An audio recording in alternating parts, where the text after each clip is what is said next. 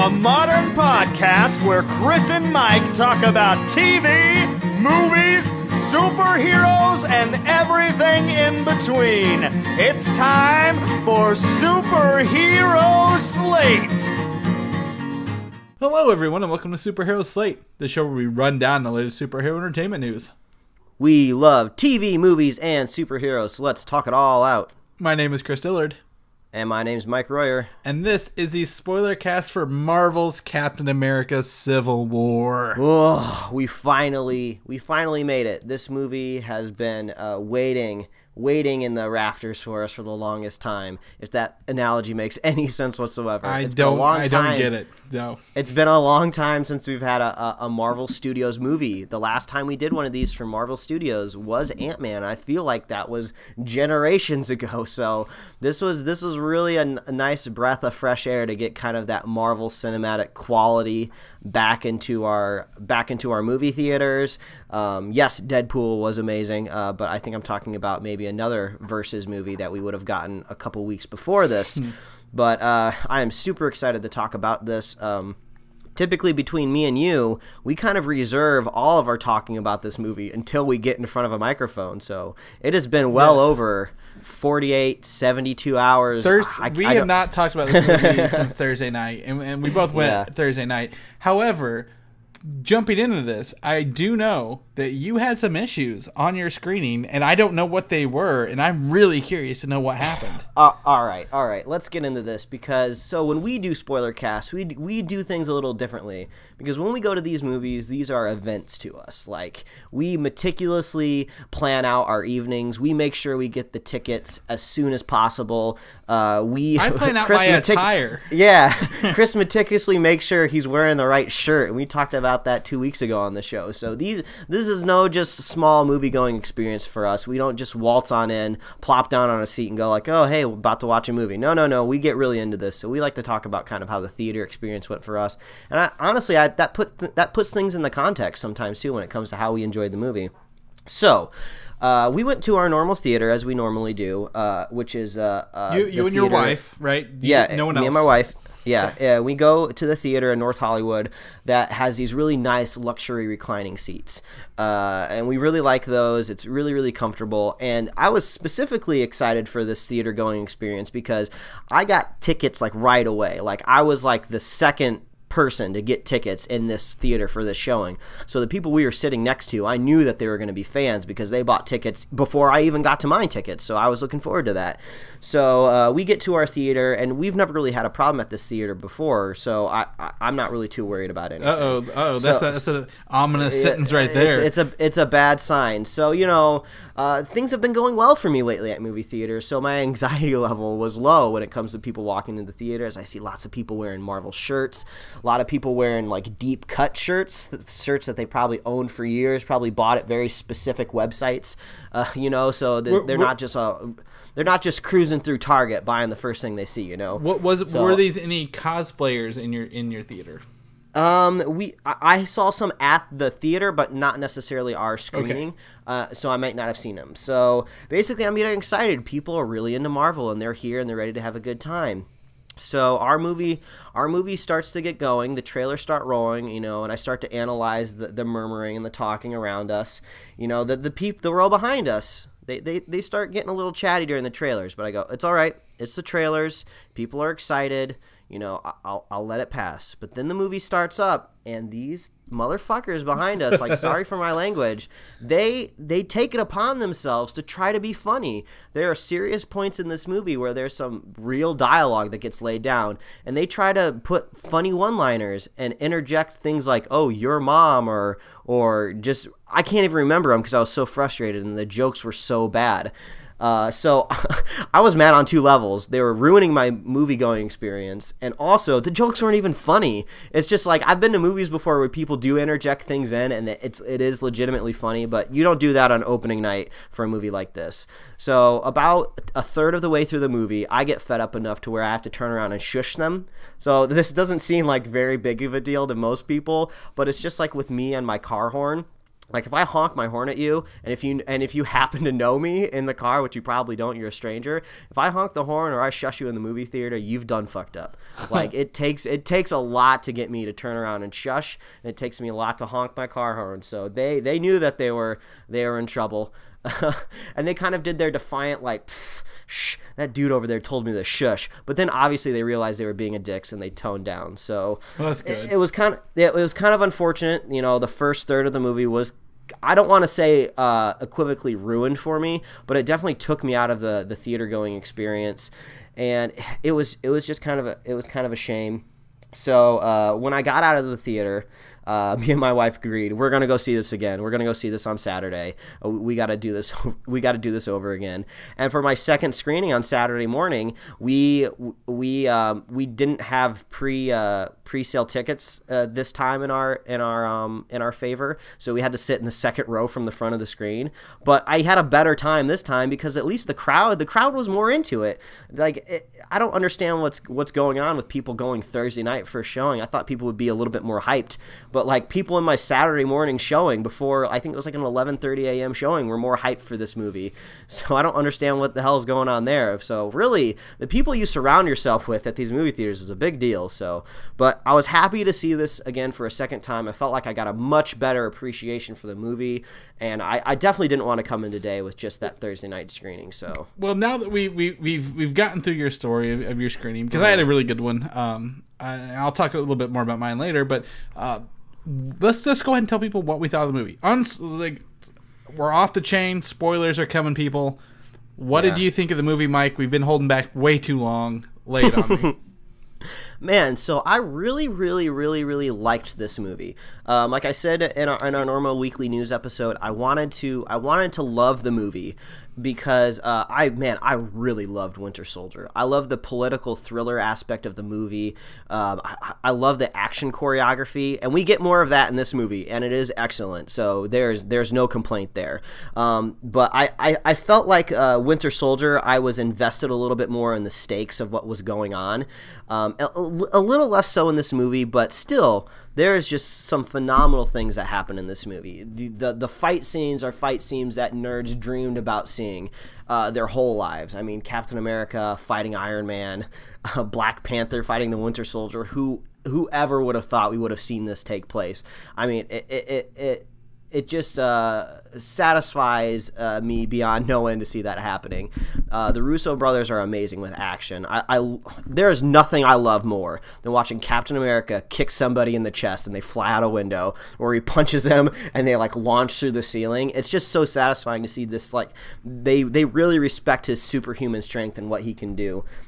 And also that goes the same with Bucky. Bucky does this amazing thing in this I guess his like lowly apartment scene where the German enforcement team is about to break in, and he takes a table and he throws it and he jams it in the hallway. And I just love those little things. It's just like Bucky, he just needs to slow him down. He's not going to do the normal thing of like pushing a dresser in front of the door because that's stupid. No, he's going to use his super powered metal arm and he's going to wedge a freaking like coffee table in the hallway.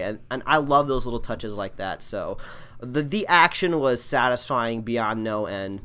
But I do have some issue with the movie where I felt like Marvel has always had problems with villains, and we've stated many times that Loki is probably the only really decent villain that they have. And this movie, some people, they really, really loved Zemo. They think that he is the best villain to ever come across the screen, you know, right up there with Loki. He has a very subdued role in this movie, which I don't think is necessarily a bad decision, but I think that's kind of hard to judge if he is a great Marvel villain, if he's that so subdued.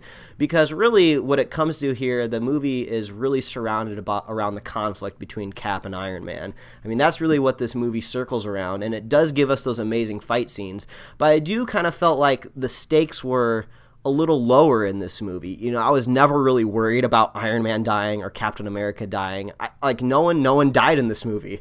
Like we talked about a rumor going along for weeks before this movie came out, months, that somebody was supposed to die, and we didn't really lose the ranks of anybody.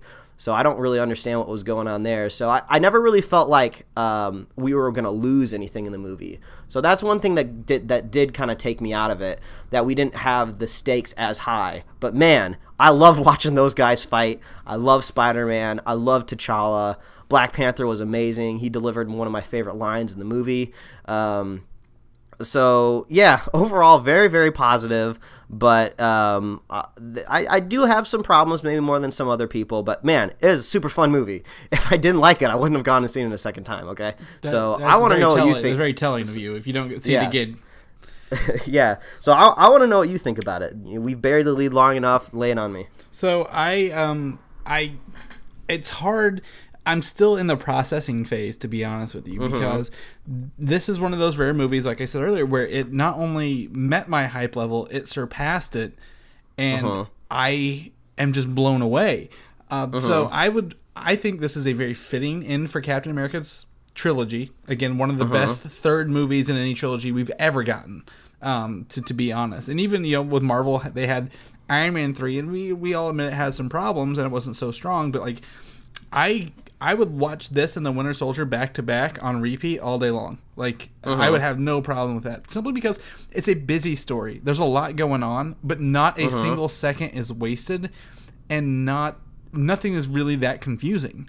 Like, they're not catering to a new audience members so much per se, but like, it jumps into the action scene, in I guess East or South Africa or so.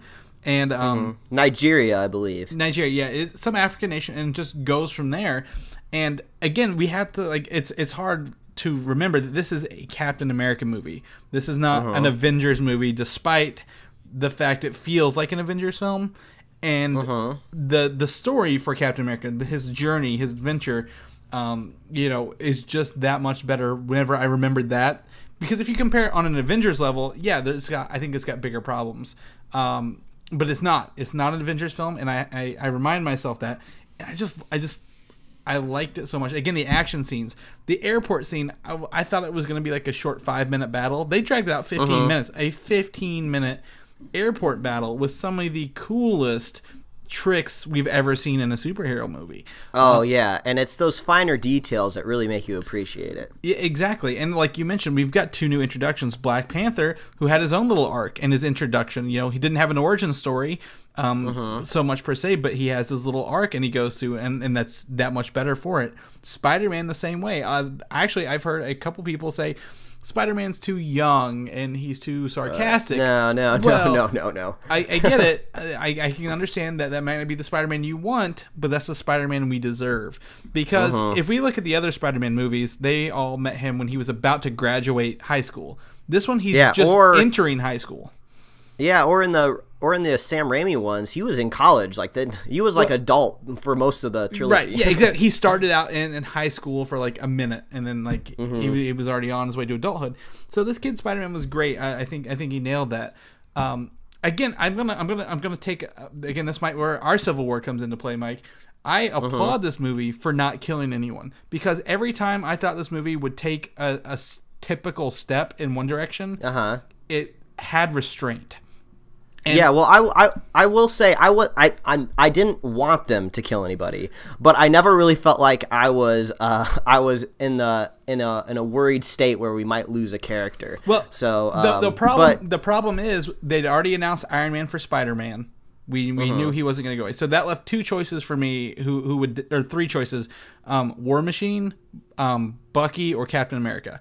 And honestly, at that fight at the end, at any second, could either of those 2 died in that fight, and it could have been an accident, or it could have been, willing. Like again, in Bucky's situation, he could have been, I guess, quote unquote, murdered.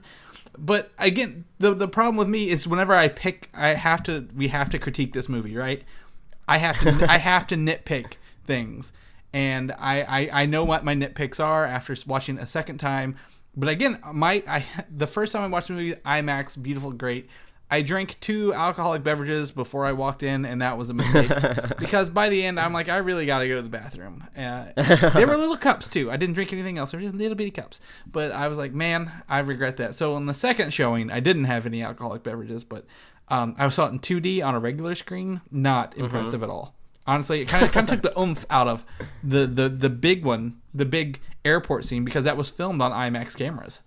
Mm-hmm. So I have to rank this up there as one of my top Marvel films. Again, like I said on the regular show, this is my Empire Strikes Back of Marvel's cinematic universe right now. Yeah, it's still very easy to rank this very, very high. But I kind of wanted to hear what your nitpicks were, because it's kind of one of those funny things is like, yeah, we can't just sing praises about the movie, because if we were going to do that, this would basically be over right now. The spoiler cast would be 15 minutes long and we'd move along. But we like to talk about the nitty gritty. So yeah, what are the little things? Because they might correspond with some of my slightly bigger things. I like, and in contrast to you as well, I like Zemo. I don't know if he's the best Marvel villain, but I think he's got better motivations than all the other ones, and I think he has longevity. I think him not dying at the end is one of those steps that they could have taken, but they enacted restraint and kept him alive, and I think he's going to play a bigger part in Phase 3 than we realize. Yeah, I'm feeling Masters of Evil somewhere along the line. So that's just my take. But I don't think he found out about this Bucky killing the Stark parents much quicker than anybody else in the movie ever did. And how did he find that out and know that was the sore point faster than Tony could with the resources he has? That is one complaint I have. I don't know how you feel about that as well. Yeah, it was a story that was a little difficult to connect the pieces with the first viewing, but on the second viewing, I was much more attentive to what his plan was. It's not like it's a crazy complicated plan, but his plan is to get the Avengers fighting each other.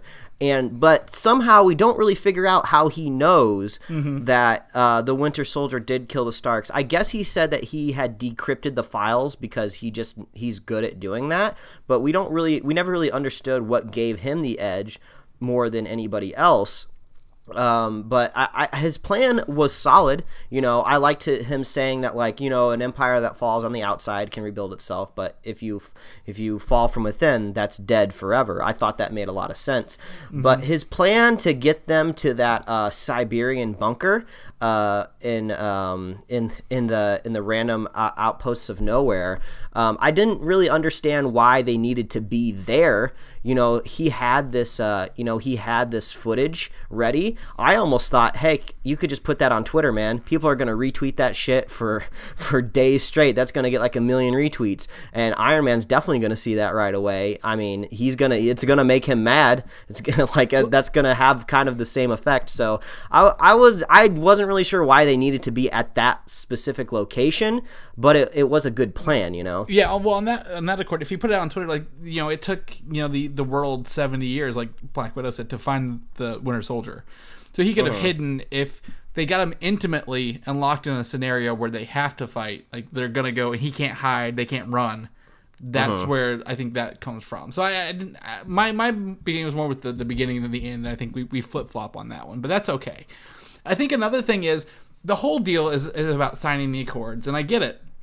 But did Spider-Man sign the Accords? Or why was he fighting with Tony in Germany?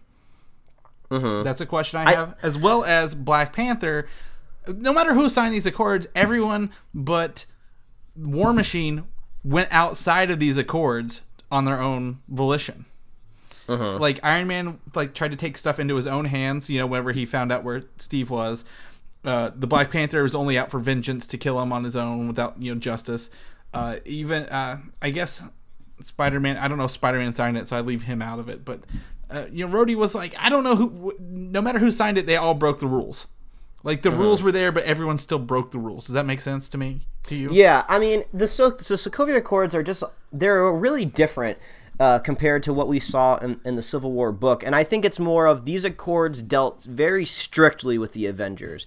It's just like, we want to make sure the Avengers are in check and they're being run by an organization. Where in Civil War, it was more just like anybody, anywhere that has powers is going to have an issue with this, which is why it got so big. So I could kind of get that, why Spider-Man would probably be on the outskirts. And yeah, he was kind of like, we got that wonderful intro scene with him that we talked about before in our normal news episodes. We're like, well, we got the reveal of Spider-Man in that trailer because he's probably going to have a very soft reveal in the movie, which is what we got. We got to see Peter Parker. He had like a nice, really funny conversation with Tony Stark. And he was just kind of like this blumbering hero that had only had his powers for like 6 months. So I thought that went really, really well there. So he was just super like starstruck, I guess, with Tony Stark and Iron Man. Yeah, Starstruck. So, and he did have a very specific role in that fight at the airport. He was just supposed to tie people up and slow them down. Like, he kind of went a little overboard, like punching people and kicking them. But yeah, he was definitely there just for support. Yeah, I kind of liked how... While we're on, I don't know if you're going to move off of Spider-Man, but while we're on Spider-Man... Yeah. He had some of the best action in that airport scene. Like, the way they made him move and fight. Like, Marvel has this down pat. They know Spider-Man. I'll tell you what. Like, no one else can do Spider-Man better than they can at this point.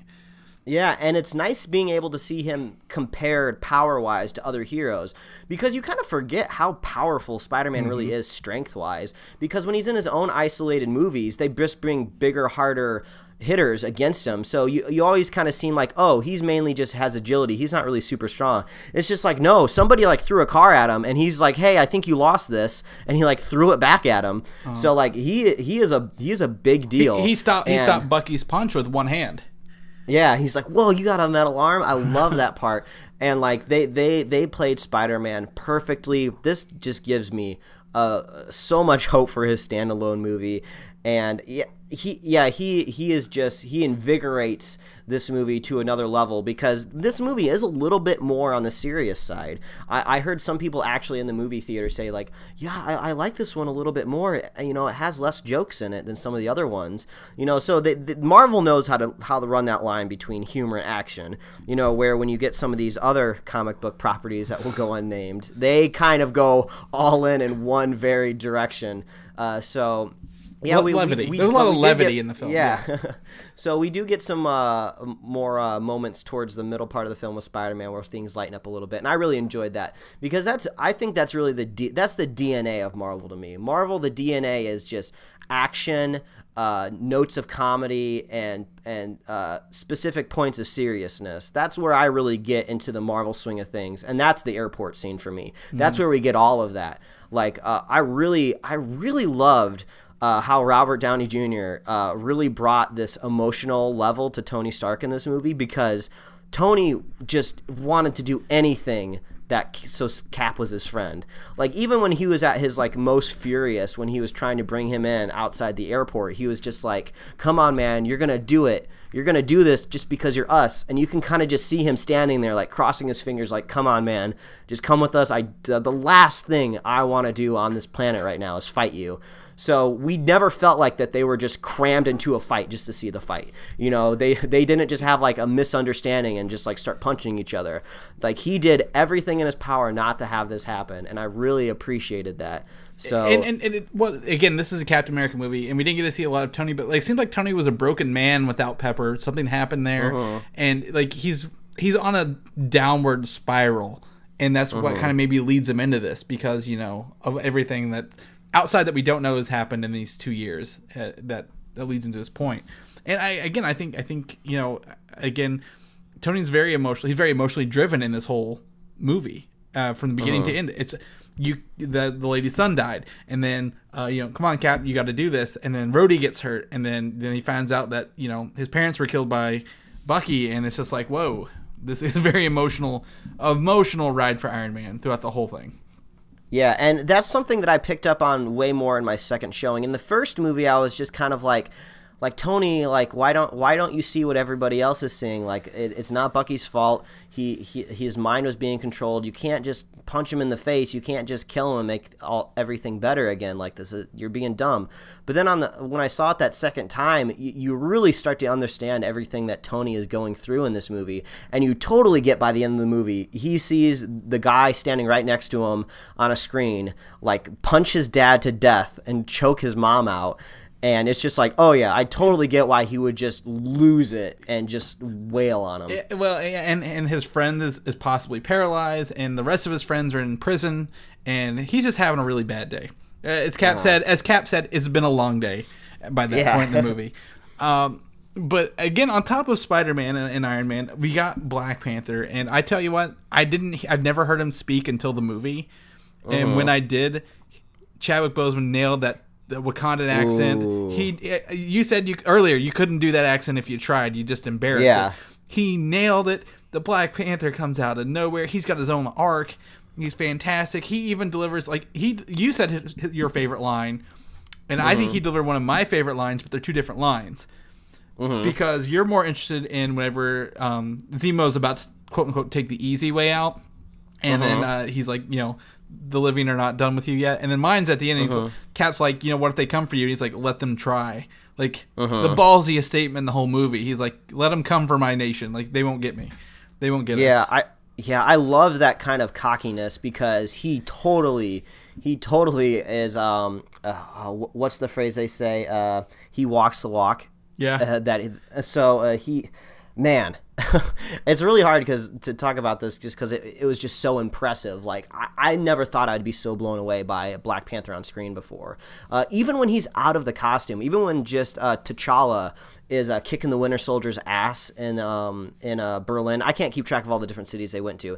Well, you couldn't. They have them in big white letters, Mike. Come on. Well, I couldn't keep track of it. So when Bucky is escaping, basically from his cell, and T'Challa is just like giving him the business. He is like punching the crap out of him, and I believe he has some sort of control over the vibranium with his ring or something, right? I think that's what it was going on there. Some sort of maybe magnetism.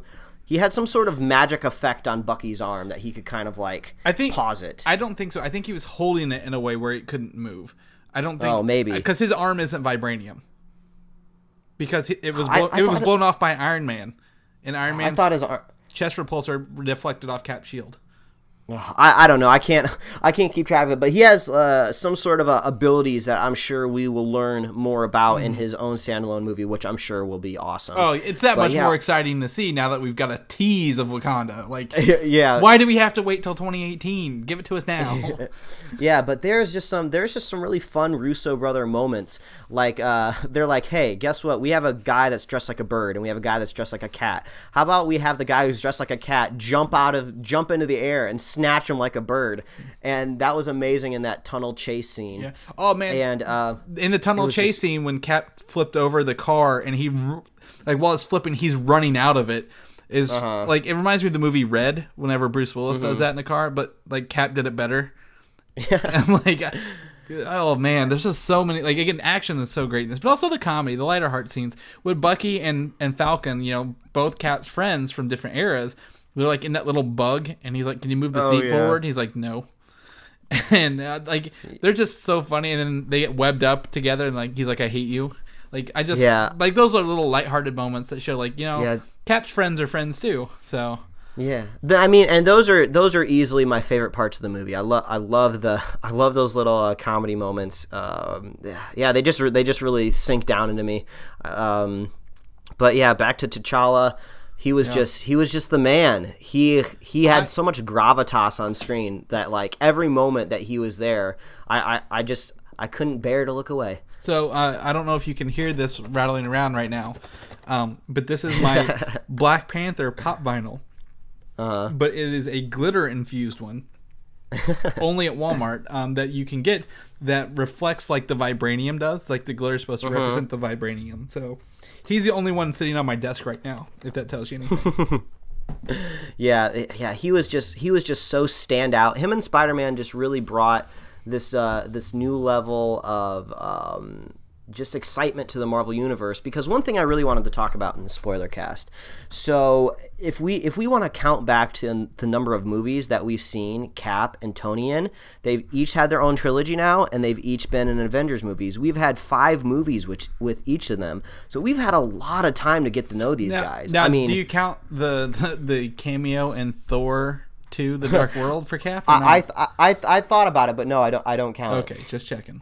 So we have really gotten to know these guys. They've had plenty of screen time, and I almost feel like there's not a whole lot left there to uncover anymore. I'm not necessarily saying that's a bad thing, as they've just very thoroughly explored these characters. So that really makes me think forward to the future that, like, you know, this trilogy has kind of almost retired Captain America in a sense. Like, he almost retired himself. He left the shield behind. He's kind of going rogue.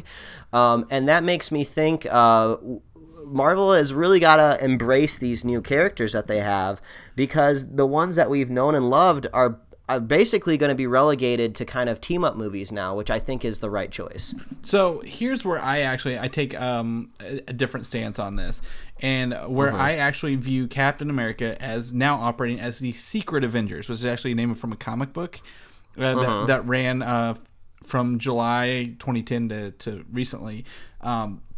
So Secret Warriors is a sanctioned team led by Captain America, where they go on these like Black Ops kind of missions, and I think. You know, I don't think Captain's retired. I think he's going to take like the Nick Fury role for a couple movies where, yes, he will send out his team as he sees fit to help other movies maybe along. But I don't think he's retired. I don't think they're scared to use him. I think this is just a time period where we have only 2 years and 4 or 5 movies before they come back in Avengers. They inevitably come back Avengers Infinity War. Yeah, but I'm guessing that you don't imagine a Captain America 4 or an Iron Man 4 anytime soon. Well, again, we've like we talked about earlier, this phase is booked up. They can't add anything else in. Yes, I do believe Captain America will make it on to Phase 4, and so will Iron Man. I think they might get one more out of them. Yeah, you think so? But at the same time, we talked about how possibly Captain America, everyone banked on Captain America. There'd have been bets Captain America died in this movie. So many people lost money on that. But again, I think that's bold. Like, they could have easily killed him and followed the comic book movie, but they kept him alive because I think that's even bolder for me, because they don't need to kill him, and I think his impact, if he does die in Infinity War, like fighting Thanos, that's going to be more impactful than if he died now and then they brought him back for Infinity War in some way or manner. I think what we assumed would be the right way actually would probably have been very, very meaningless overall, because bringing them back just doesn't add that gravitas to it. Yeah, and when you talk about the future, we knew before this movie came out that the Russo brothers said that this movie is going to severely kind of affect the overall story going forward, because they're definitely left shattered. Tony and Cap do not resolve anything by the end of this movie. They are still at each other's throats, and I think that's good, because I think that'll pay off better in the Infinity War, maybe even Part 2. Maybe they still hate each other. Maybe they still can't get over it in Part 1, and then in Part 2 they finally come together, and we kind of get that big moment where they're fighting Thanos. I can't wait till he gives him his shield back. That's going to be the moment whenever we're like, okay, they know they need each other now. Have your shield back, because he lost his shield at the end. Captain America without a shield is what? I don't know. He's something that doesn't have a tool that defies physics anymore. Right? Yes, very much so. Also, T'Challa could make him a shield since it's vibranium, and he seems to be on good ground with T'Challa. Yeah, they left it in a good way. So they're buddy now. So I'm interested to see where that story goes. But I had another thing that I really wanted to bring up with you. This was a lot of people to fit on one screen, and I do believe they did an excellent job, because they found a way to bring characters in and kind of bring them back out. They don't need a whole arc in the movie. They can just kind of pop in for an amazing fight scene and then go away. Oh man, I thought that was a water tank. One of the best lines in the whole movie, like easily hilarious. So, but I kind of thought I think they may have reached their limit. I can't imagine seeing more heroes on the screen and really being able to concentrate on what's going on. So I think this is kind of a really, really good testing ground for what they want to do with Infinity War. It's like, okay, we kind of understand how the machinations of these storyboards look when we have all of these characters going crazy, going ham, if you will. So I think that's telling why they might have had to split Infinity War in two, because there are so many characters on the screen. Like I remember back in the day when you would watch a Marvel Cinematic Universe movie, and you would get one ancillary character, you would get one other person with powers, and you'd be losing your shit. You'd be like, holy crap, there's 2 superheroes in this movie. Oh man, could you imagine if they put a third in there? Oh, no way. They can't. No way they can put a third. And now we're getting like a dozen. It's crazy. Well, I don't think. Again, Infinity War is not split into 2. That's we got to stop saying that, because that's not true. No, I'm saying it until they give us those titles. Part 1 and 2. Give me the titles, and I'll stop saying it. They said it's not split into 2, so I think that's fine. I agree with you. I think they have to focus on some of the new ones in one of those movies. Like maybe even like I don't think we're going to get this phase, but I think Marvel's New Avengers is going to be something where they focus on a new team of Avengers. I don't know. I didn't have any problem. I think Agent 13 / Sharon Carter kind of got... She didn't get as much time as I thought she would. And she was a really good addition. Like I really enjoyed her. And her speech at the gravesite, or I guess at the funeral, is from the Captain America books. That was usually normally Captain America's speech. I'm glad to see Thunderbolt Ross come back in, Secretary of State. That is Ross.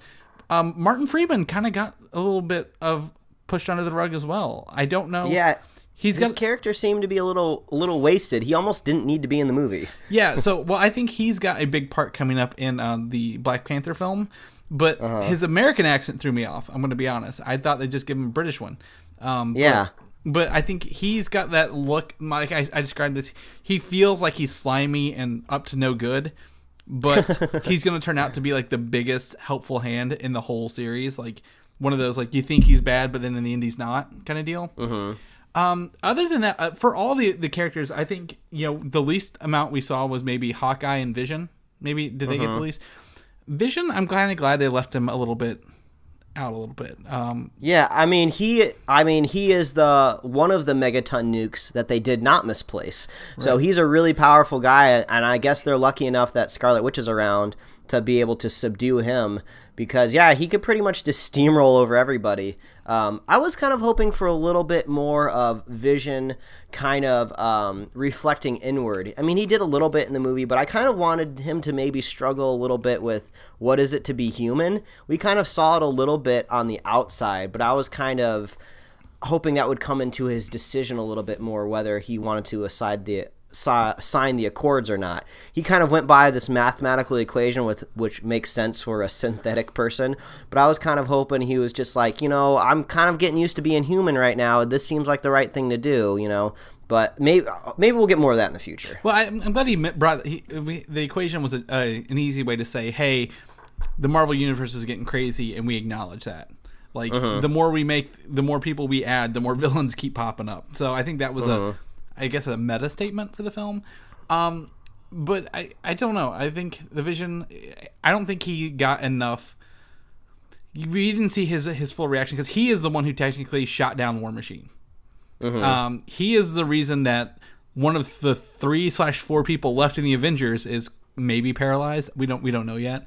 Yeah, so he kind of dealt the most damage, and that's kind of where I was hoping he might reflect a little bit, because he says, oh, I was distracted, and I was kind of thinking maybe he would go along the lines of I guess I'm more human than I thought I was, and I guess that's implied, but yeah, I'm hoping we see a little bit more struggle with the Vision in the future, because he's kind of hard to care about unless he's a little bit more humanized. So I think he did deliver one of the most foreshadowing lines in the whole movie as well.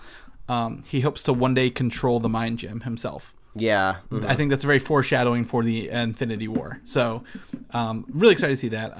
Just kind of looking at the list here, Ant-Man did become Giant Man. The pop vinyl did not lie. That was pretty fun. He had a good time with that. It actually lasted longer than I thought it would. I thought he'd get 1 or 2 hits and then shrink back down, but he lasted quite a bit.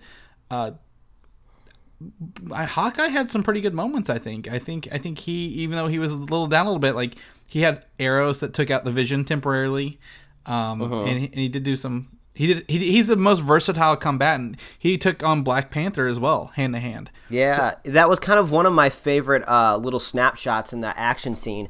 Is he fires a handful of arrows at Black Panther, and he just grabs them, and they explode in his face, and he's just like, "Nope," throws them down. He's like, "I'm ready to go, man." And he's like, "Hey, we haven't met yet. I'm Clint." And he's just like, "I don't care." So yeah, I think that whole airport scene could just take up 2 hours of our time just talking about everything that goes on there. It's just magical. The last thing I want to mention, the last character I think we need to mention here is Black Widow, and she didn't really turn sides, but she saw both sides, and she did kind of help them escape there at the end. But at the end of the movie, for the last 30 minutes, she's gone. We don't know where Black Widow is. We have no idea where she ran off. Is she still part of the Avengers? I don't think so, because I think she's decided I don't agree with this, and then she's gone. So we don't know when she's going to come back again either, except for maybe the Avengers movies and that solo movie we talked about earlier that she needs to come back for. She kicked some major ass in this movie. I love how they didn't... I mean, I can't quite remember the choreography that they've given her in the past, but she is fighting... more like Jason Bourne, like you said, like a Bourne fighter. She just looks like a female version of Jason Bourne in the beginning in Nigeria, and because Nigeria kind of gave me this the spy movie type of feeling. But yeah, she was kicking butt, man. I loved it. It was so cool to watch her fight. I love watching her fight just as much as I love watching Cap kick people across the screen. So yeah, that was really awesome, and man, I'm looking forward to a standalone Black Widow movie. Yeah, and a couple other things before we wrap up here. There were hardly any Easter eggs in this movie either. They kind of just gave us the movie as it is, and they didn't try to hide anything. I think one of the most ironic things is they use the word homecoming for the trigger words, which is actually the subtitle of Spider-Man's movie. Yeah. So that was kind of funny. I don't think that's related at all. I think that's just pure irony, because this movie had to have been made before they even thought of that title. Yeah, you think so? I do. I honestly do, because the homecoming for Spider-Man comes from the comic book that we talked about, whereas I think this homecoming is just one of the words they chose because that's, I don't know. I don't think it's related at all. Yeah, but I think the Easter egg kind of goes into the post-credit scene. And if we're looking at this linearly, we talked about the beginning of the movie, we talked about the end. The post-credit scenes, not as exciting, I would say, as some other post-credit scenes I've seen. The first one we got was the Wakanda add-on. Yes. It didn't seem so much like a post-credit scene as almost like they just moved the final scene of the movie past some credits. It didn't really seem like bonus to me. Well, until they pan out and actually show Wakanda for the very first time. I think, but we've kind of seen Wakanda a little bit, haven't we? Didn't we see Wakanda in Ultron? No, Wasn't that that was not in the general area? No, that was not. That's in South Africa. Very much different. Wakanda's a jungle nation. Those crashed ships are just outside on the sea of South Africa. So totally different. We've not seen that technology, that yellow-ish technology, very true to the comic books to me. The Panther statue really nailed it.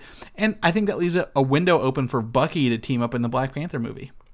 Yeah, or at least maybe just Bucky kind of takes a sideline and we just kind of forget he exists, and then he pops up in one of the final fights with Thanos. With a vibranium arm.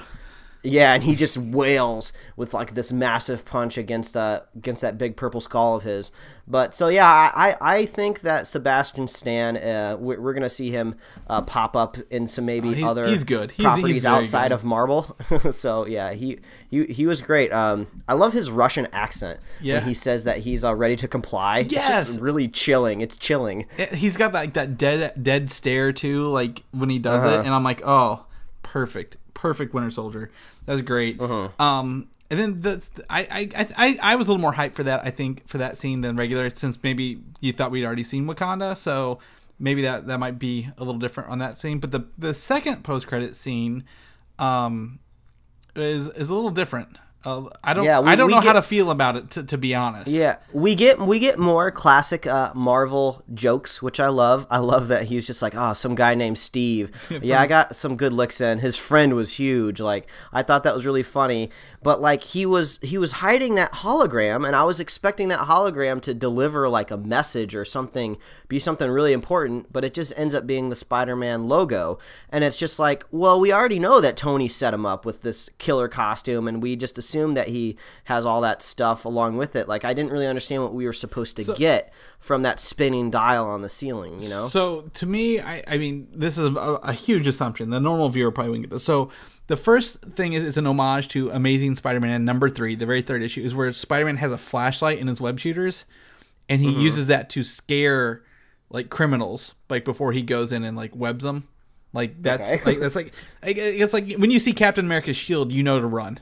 Like, kind of deal. So that's that. But it also looked like, if we look at the Ultimate Spider-Man TV show where he works for S.H.I.E.L.D. and has a bunch of technology, it looks like he's just discovering, like, he's got all his high tech in his wrist compared to his 1980s, you know, Mac 2 or whatever computer sitting in the corner. Yeah, that's the one thing that I kind of thought, because when I saw that scene for the second time, it's kind of this rotating dial, and on the outside it almost looks like there's icons. Yes. So I kind of got that tech aspect, but that logo makes me think of his like little spider tracker or something like that. So that's something that I don't believe we've seen the spider tracker in any movie, have we? Not that I know of. Okay, so, but I did kind of like how Tony ends up giving him his costume, even though it's not the same. It does feel a lot like Miles Morales and how he gets his suit, because he gets it from S.H.I.E.L.D. and he gets these things built in and pre-installed. He doesn't have to worry about, you know, inventing everything. So so I like that it says Spider-Man will return. That was pretty cool. It gets us hyped for Spider-Man. I'm a little less hyped because I knew that was coming all along. You know, I was actually surprised hearing from some people in the theater, because when I saw it on the Saturday showing, you get people that like seeing these movies, but they obviously don't keep up with the news. They're fans, but they're not following blogs every day like we are. So like, it is kind of crazy when Spider-Man pops up on screen and people are losing their shit. And it's just like, wait a minute, are you telling me you didn't know Spider-Man was in this movie? Like, I can't even imagine what those people are feeling when they see Spider-Man pop up on screen. Like, I wish I could feel like that. I wish I could have that feeling when I go to the movie. It's true. So I think the last thing, the Spider-Man will return, that only goes to confirm that the next movie sequentially is Spider-Man, because Doctor Strange seems to be separately and untied from this, and then Guardians of the Galaxy Volume 2 is out in space. So that kind of is like, okay, after Captain America, it will segue into the Spider-Man story arc. So that means we don't have to deal with his origin story. Woo, yay, we already knew that. As long as we get some more of his Aunt May. Whew, she was looking pretty good in that movie. She's 51, believe it or not, in real life. So. They come in all shapes and sizes. They do. They nailed that. They nailed that line. So I guess if we're done talking about the movie, I just want to go through some quick box office facts real quick. I don't know how you feel. So this is the 5th opening of all time at this moment. That'll probably be adjusted here in the next couple days. But Star Wars Episode 7, Jurassic World, Avengers 2, and Civil War. Disney owns 4 of the top 5 movies ever opening weekend movies. It's great. It's already almost at $700 million worldwide, and it's just its first weekend here. So that kind of puts it, I think, $100.5 million behind Batman v Superman, which again, we don't want to compare, but if we look at numbers for this year, it's probably gonna pass the $1 billion mark. Yeah, let's face it. I'm gonna compare these movies in the future. I'm not gonna do it on this spoiler cast, but I'm gonna heavily compare these movies in the future because I'm not as tame as you are. These movies carry a lot of similar tones and themes. And I think, again, to use the word, they did this one with aplomb. They had confidence in their movies. They had history with their characters. And it just, I think, for the same themes, Batman v Superman took a very easy, generic route. And, Civil War didn't. And I think they came out ahead. So I'm glad they didn't kill anybody in this one to keep it from comparing to that. And go ahead. No, that's it. Go ahead. All right. Well, I was just gonna say, if we kind of got a little bit of a box office ranking going. I'm trying really hard in my head to try to think where I rank this movie overall, because it was very, very good. I still think in my heart of hearts that Winter Soldier is the best Marvel movie.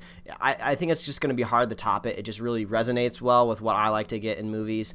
So I think that still got the top spot. I think Iron Man 1 is probably going to be in tied with second. I don't know. Iron Man 1 and the Avengers kind of float around for me. Those are still like making up my top 3 right now. I think Civil War is a safe 4 for sure. Now, I think I liked Civil War. What about Guardians of the Galaxy? I think I liked Civil War more than I like Guardians.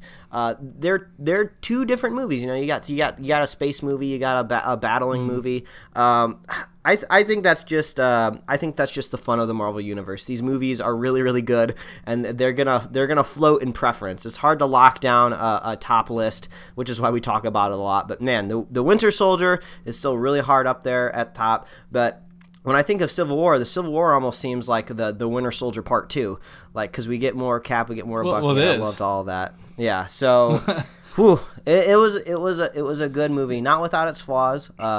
If you go out there online, the hype train is really, really strong. People might lash out at you if you try to point out any flaw whatsoever.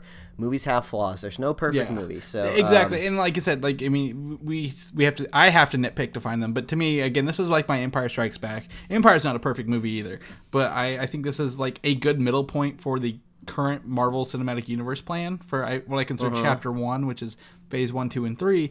That we're leading, like, it's kind of like a cliffhanger at the end. Like, we don't know where it's going to go, what's going to happen, like where are they going to pick up, and how are they going to pick up these pieces come I guess the final curtain call, where everything's going to end. So that's why, to me, I hold it up there pretty high with Winter Soldier and Avengers and probably Guardians too. It definitely raises the stakes for the rest of the cinematic universe. But to me, it left a little bit more to be desired towards the end of the movie. I was kind of hoping it would wrap up just a little bit cleaner than it did. But still a great movie. It was fun. You keep singing praises of the IMAX scenes. I'm gonna have to see this for a third time in IMAX. Yes, I'm actually gonna probably see it 2 more times that I know of. And one of them's in Michigan next weekend, so I will have seen it in 3 different states by the time I'm done. Good on you, man. Good on you. So, but I would recommend if I could recommend IMAX. So before we call it a day and get off the spoiler cast here that we've talked for almost over 50 minutes, what team are you on at the end of this movie, Mike? Man, I think I'm Team T'Challa. I'm Team Black Panther. Oh, come on! So we got Team Cap and Team Iron Man. Don't pull one of these. Team Cap. Okay. It's always Team Cap. Team Cap is the way to go. I would agree. Yeah. But yeah, so you're Team Cap as well then? Yes, I at the end of the day, after watching it twice, I'm Team Captain America, and if anyone wants to discuss that, feel free to get at me. I mean, it is his movie after all. Yeah, it is. So, I guess in the meantime, Mike, that's it for our spoiler cast for Captain America Civil War. Thanks for listening. Hope you watched it first. Otherwise, you might be really confused about what we just talked about. Really love the movie. We really like it. We want you to see it too. But where can they follow you, Mike, if they want to get more of your opinions and maybe when you go see it a third time, a rarity in a Mike Royer situation, where can they find you at? Well, if you don't get enough of me already, you can follow me at Mike Royer Design on Twitter and Instagram, and you can read my webcomics at pickledcomics.com. Chris, you're going to go to plenty of conventions this summer, and Motor City's coming up. If they want to hunt you down and find those free DVDs that you're slanging out there, where can they follow you? Yes, free DVDs at Motor City Comic Con this weekend. Follow me on Twitter at Valdan, VALDAN. And you can find out what I wear to most movies. The second time I watched it, I did wear a Captain America shirt simply because my rule only applies to first screenings. Second screenings, okay, whatever you're wearing, you can walk in. I don't care as long as you have a shirt, shoes, and pants. So there you go. Or read my written review, which I'll eventually write on comicui.com. I haven't done it yet because it's just so much to take in, and I don't want to hastily write a review for a movie I really enjoyed so much. So you can read it on Comic UI. And where else can they find us, Mike? I know they're listening to us, but like, where else can they find us? Because we gotta plug it in there. We gotta get in there. So, Well, that's true. So, as always, you can find us at superheroslate.com. That's the best place to find all the avenues we put the show. Maybe wherever you're listening to it right now, you want to try out another outlet. We're on iTunes, YouTube, Google Play, SoundCloud, Stitcher, Tumblr. Subscribe and get us right to your email inbox. Oh, like us on Facebook, follow us on Twitter. If you're a fan of the show, head on over to iTunes and leave us a review. It helps us out, helps us find some more nerdy fans. And if you're a super fan of the show, share the show with a buddy, share the show with a friend.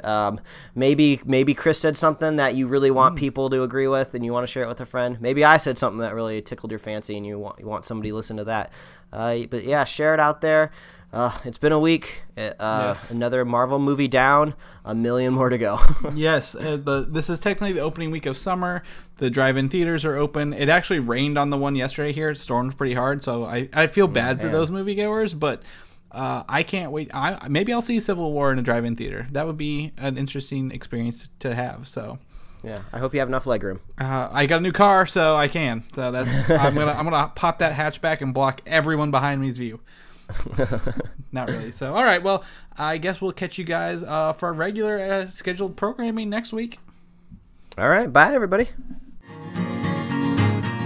Thanks for listening, and don't forget to subscribe. The living are not done with you yet. I don't really have a South African accent, and I feel like if I did, it would just be insulting, so...